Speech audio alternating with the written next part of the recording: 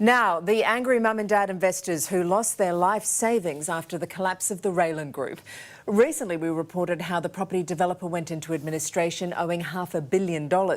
We've obtained vision of a creditors' meeting where the boss faced the music.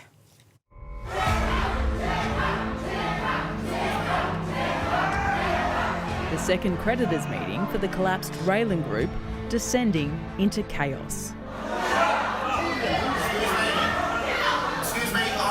We have security all through this hall. Today's meeting, I feel anger, feel cheated. This vision of yesterday's meeting was leaked to A Current Affair by angry investors, furious that company director William O'Dwyer had the gall to propose a controversial rescue plan for his company after all of their money had been lost. I don't propose to talk for long, but wanted to briefly address you. These are very serious breaches of the Corporations Act. Give yourself and your families an opportunity.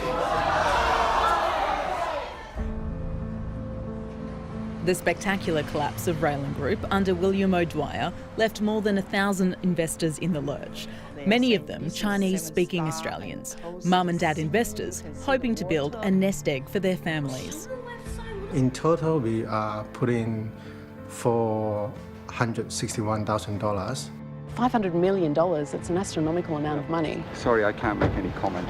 Brazen's Mandarin-speaking sales team encouraged buyers to sign over their deposits, releasing them from the trust account for a proposed 15% return on investment.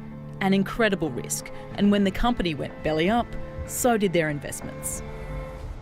Did you realise that you could potentially lose all that money? We didn't realise because they have been 15 years doing the same thing. Hundreds of investors queued yesterday for the second creditors' meeting to hear O'Dwyer. It was a last-ditch plea to try and get investors to vote to give him a second chance, rather than place the company into liquidation. You have nothing to lose by voting yes to the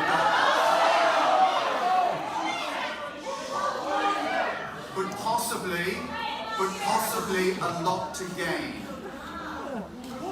We definitely are not going to jump to the same trap again. Isabel and her family have lost $200,000 in Brazen's Ruby development. There are a lot of elder people, they don't speak English. They don't understand anything. Like so many have told us, she claims the risks were not properly explained by the salesman. I think William is very professional as a scammer. Give yourself and your families an opportunity. We just wanted to chat to you about the... When A Current Affair has approached O'Dwyer in recent times, he's refused to shine any light on how his company managed to rack up $564 million worth of debt.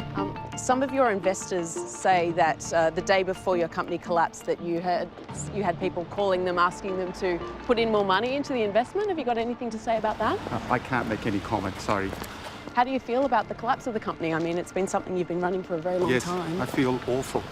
How do you feel for the investors? I feel awful for the stress it's caused everyone. For the last 4 months, Administrator Grant Thornton has pored over Brazen's finances, trying to figure out if O'Dwyer had indulged in illegal practices.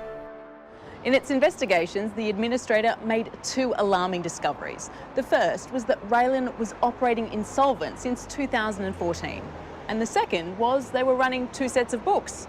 One set to show the banks and another set to reveal what was actually going on with the company's finances. Now that false set of books was used to induce lenders, and in particular Wingate and Westpac, to lend very, very large sums of money that allowed him to perpetuate the business and perpetuate the Ponzi-style scheme that he had going with the investors. Matthew Bransgrove is from Bransgrove Lawyers, the Sydney law firm taking up the fight on behalf of more than 450 of Brazen Group's buyers. The rules surrounding the raising of money are there to protect investors from just this sort of disaster and this sort of debacle. So when you couple that with the fact that fraud was used in order to keep the whole Ponzi scheme rolling along, then you would have to expect that Mr O'Dwyer is going to be going to jail. I wish they can go to the jail because they break the law. It's Australia, it's not in China. They cannot do something like that and think they can just go away. What a mess. And we'll learn the result of the creditors' vote next Tuesday. Rest assured, we're going to stay on the case.